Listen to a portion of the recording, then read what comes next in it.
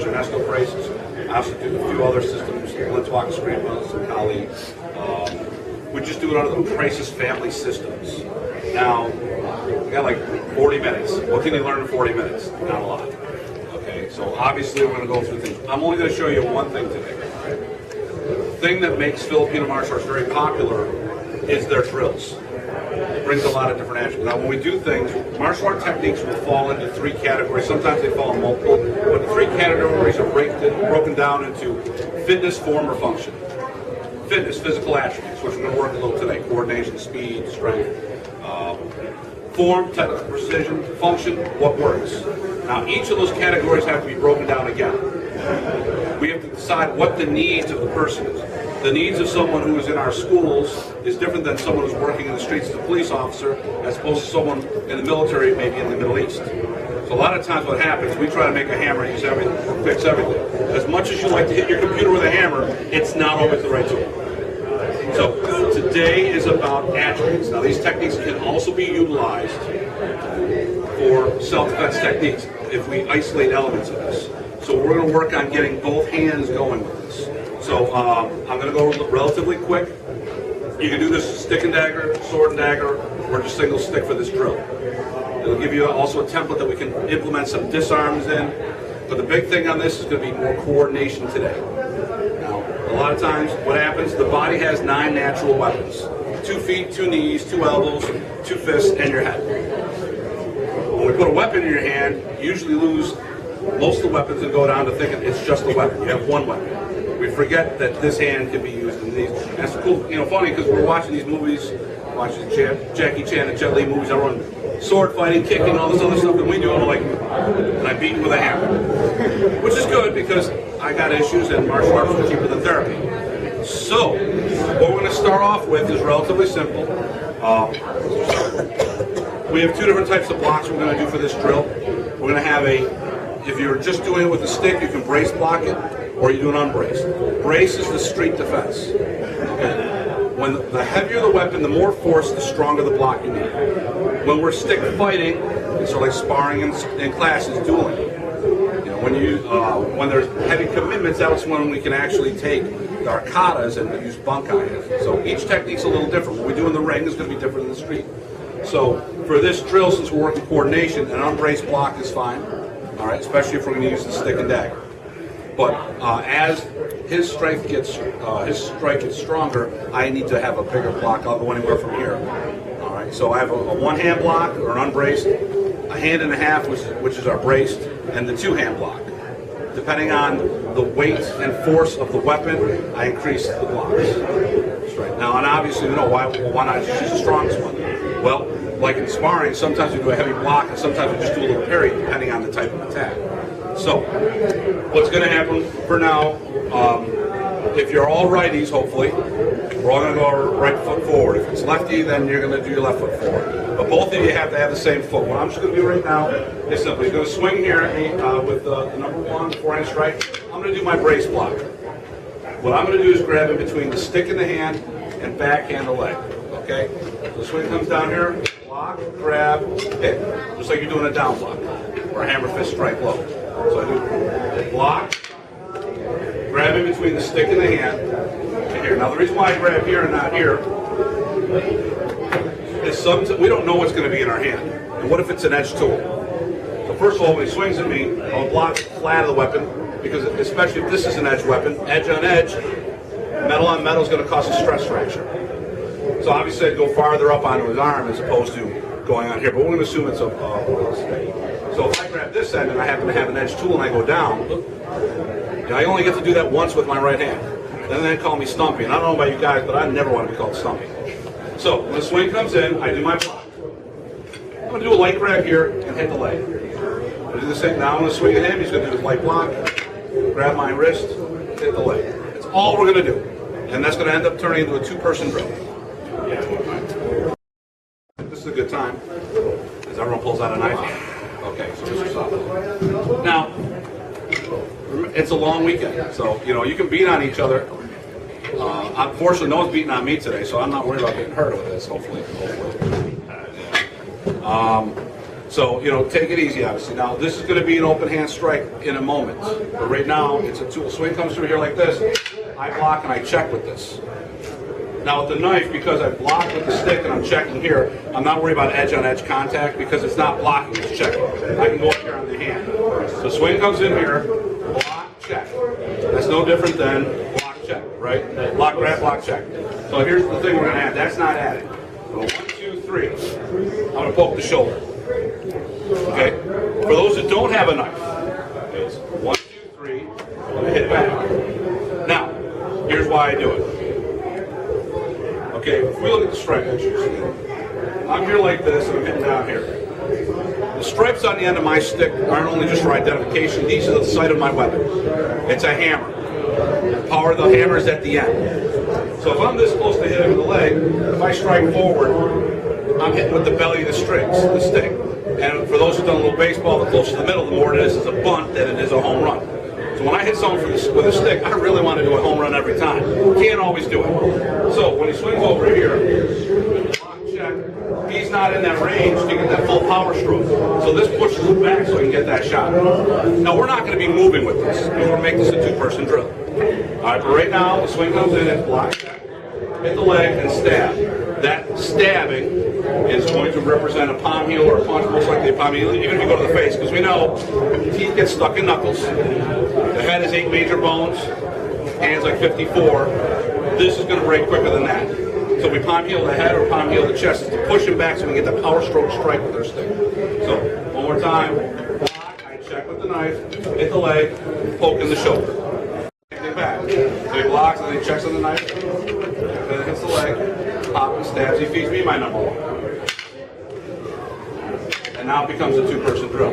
But it's also my technique.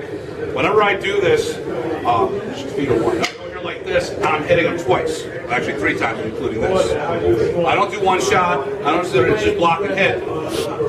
Because people don't fall down as the way they used to.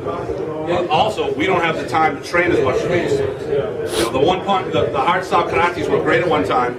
They still are, but a lot of our students, because they're doing soccer or volleyball or whatever, can't put the training in that we want them to put in. So they don't. It takes them a lot longer to build those skills up. So, with that being the case, that's why I do bunches of punches, multiple attacks. So swing comes in here like this. It's 1, 2, 3, 4, and then he does a right back. Now it says two-person drill. Get some little checking in there. There's going to be a disarm in there as well. So he's going to hit the stick, check it, stab you in the shoulder, and then he feeds me at number 1, which is his last strike. So it's 1, 2, 3, 4, 1, 2, 3, 4. It's 5 moves, but my number 1 is his number 5. So now we're just going to blend it. So if you're having problems, I just go here. 1, 2, 3, 4. 1, 2, 3, 4. And then just hold the stick out. If they're confused, just leave it there. Let them figure it out. I think about something else. He throws a strike. Hopefully they'll control it, not to hurt me. Oh yeah, that's what I was supposed to do. So we just go back and forth.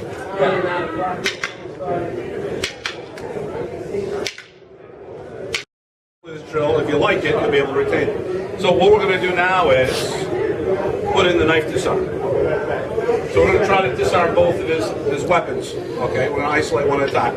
Now, personally, this disarm for me is you're doing an open hand knife disarm, but there's something in your hand. A set of keys, a flashlight, whatever the case may be. This technique we're going to do is much better done without a weapon. But what if your hands are occupied? A lot of things we'll do double knife against double knife. It's not, who's going to fight 2 knives? Okay, me. All right, but besides me, who's going to be carrying 2, 3, 4, 16 knives? Okay. You know? All right. Well, you got to keep a couple throwaways, right? Oh, that was his. Keep coming at you. Hey, listen, I come from a military and law enforcement family. My daddy taught me well. Just got to have a couple throwaways here and there. It's all good. The thing here is, we're not going to have this. So why do we do this? It's about coordination. A lot of times when you're doing double stick techniques, it's not about fighting with 2 sticks. It's about teaching your offhand. If you're a righty, your lefty, and vice versa. My left hand's okay. I'm a righty. Some things I do better left-handed. Okay, some things I do better right-handed, martial technique-wise. But I'm a righty. And the multiple weapon teachings have helped me use this hand. And now the big thing here is when the swing comes through here, I want to get that hand in to shove it back so we can get that shot. So drills like this help me get the hand in that position. Okay, so what we're going to do now is disarm the knife. This is much better done without a weapon in your hand. So if you're just doing the stick or the sword, it's okay. So swing comes in. Once again, weapon management. I do flatted leg, come in here.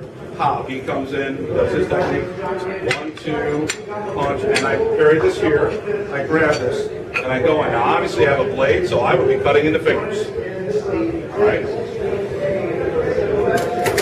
Using a stick. 1, 2, 3. I carry this over here. Go like that. It's a good one, right? That's think of it. All right. But really, what it is, I'm here like this. He pokes. With the knife. I'm here like this, and I'm doing the knife strip that way, and I get the first person in the front row. I don't like it. It's a hairy eyeball. So I got a 2 for sale. So with the stick, or stick a knife when I go here, 1, 2, you'll find that you'll start carrying this on your own. So flex this off, take my knife. Now I don't block. I don't fight like this. You're going to jam your thumb. I don't catch a stab that's coming at me like if he pokes me. That's a broken thumb. It's a compromised grip. You hit this hard enough, the knife is gone. So why do I do this? This hand manages the weapon. This hand's going to capture it after. So he pokes, I go out here, and capture sideways. And there's the management there. If he swings the number 1 after that point, I can go and do another disarm. Okay? Right now we're worried about not getting stabbed. Okay? Now the safety on this, I have a big speech when I teach. His knife, his weapon. Unless your partner has bad arthritis or gout, you don't pick up their tool. The short story, I teach seminars internationally. One of my students in Sweden picked up his trainers. He was at a seminar for knife fighting, disarmed the guy with a trainer, picked it up, the guy pulled the real knife out and stabbed him in the back. True story. My guy messed up because he didn't protect himself at all times. Right? You disarm me, it's my weapon. Don't worry about the belt. Because I'm sneaky. When I'm sparring my kids, tie your shoes. Bam! You're not wearing shoes. Okay? Gotta keep them on their toes, right? You know. And it's child services doesn't get upset at us if we hit them with a stick, just for the record. So right now, when this comes through here, I'll pop. Very often, I'm not catching. If the arms come out, I'm going to come sideways with it. It's not going against the force. Open hand, I do a full hand grab. If it goes this way, I'm going to go here and grab. And then I got lots of controls and everything from there. Okay. So, from the drill, just take your time, decide which turn it is. If you want to take turns back and forth.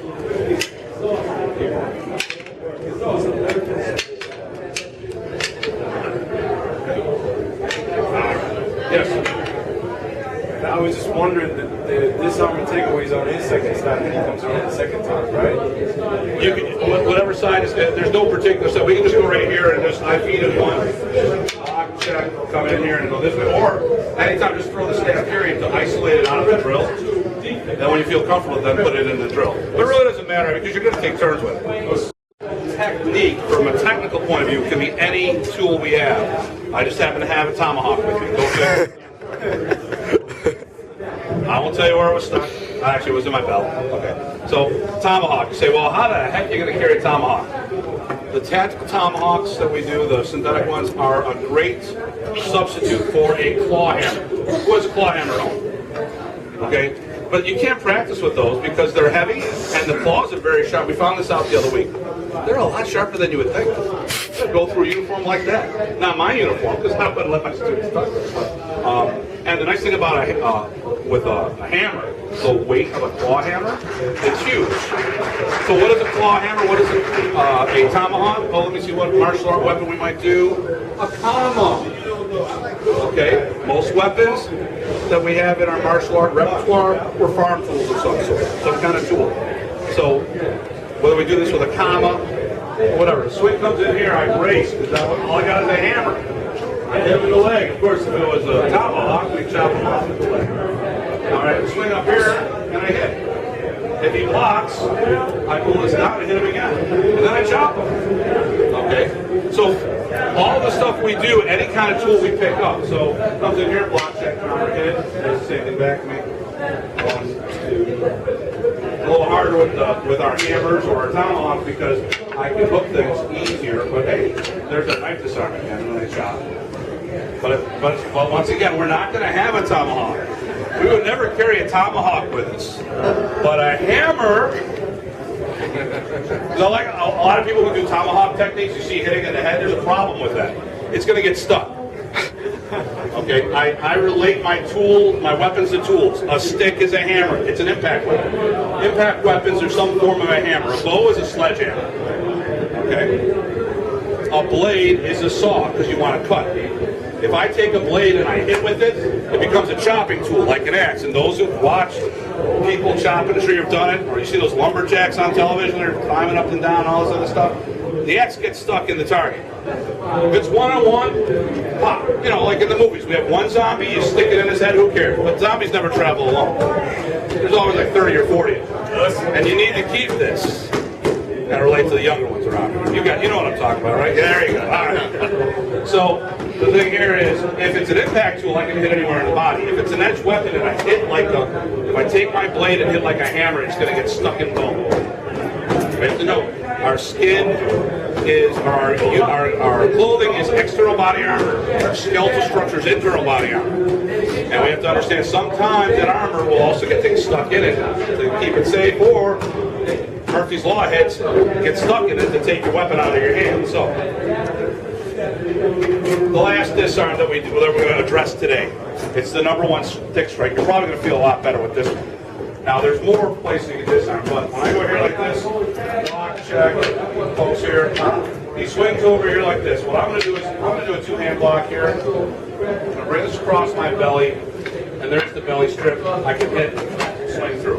Now, the reason why I'm going to choose this one today is that some of you aren't as experienced with the sticks, so I don't want to bring the weapon across your head or your face. Okay? If he swings this way, there's a lot of different disarms I can do and stuff like this, but bringing that weapon across, you know, and I love the fact that Mr. Goldberg has given me an opportunity to teach here, but I do not want to test the limits of his insurance policy today.